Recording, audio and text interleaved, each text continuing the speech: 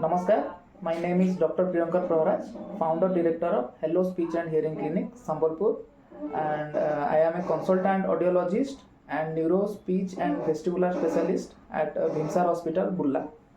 तो आज इस वीडियो में हम पार्किंसन डिजीज़ के बारे में बात करेंगे। पार्किंसन डिजीज़ जो है वो एक क्रोनिक न्यूरो डिजेनरेटिव डिजॉर्डर है, जो कि एज के साथ साथ इसका सिम्टम भी बढ़ता है।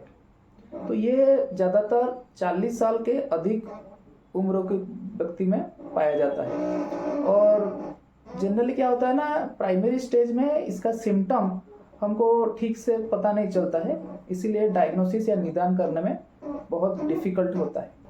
पार्किंसन डिजीज़ जो है वो इस कारण में होता है कि हमारे ब्रेन में जो मिड ब्रेन है उसमें एक सब्सटेंस या नाइग्रा करके एक पार्ट है, तो उसका जो सेल है, जो न्यूरॉन है, वो डिजेनरेशन होता है।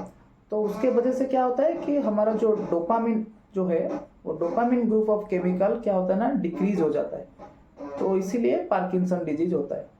तो जो बच्चे पैदा होते हैं वो कम सेल जिसका होता है, जो मिड ब्रेन में सब्सटेंशिया नाइग्रा में जो सेल होता है जिसका कम होता है, वो एज बढ़ते बढ़ते वो सेल भी कम होते जाता है।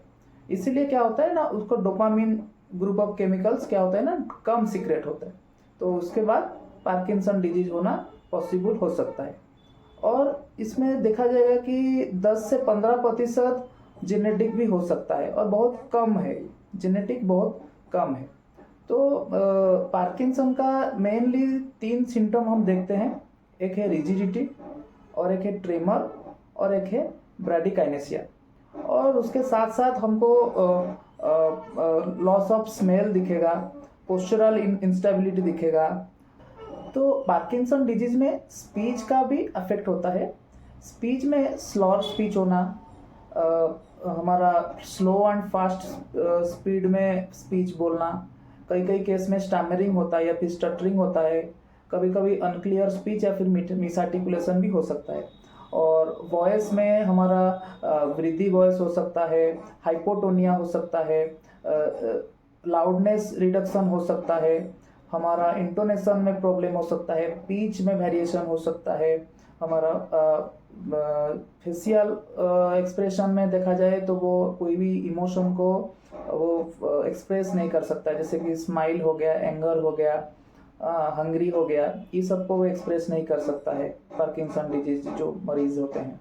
तो मेनली 70 to 85% क्या होता है कि वॉइस प्रॉब्लम होता है, ठीक है।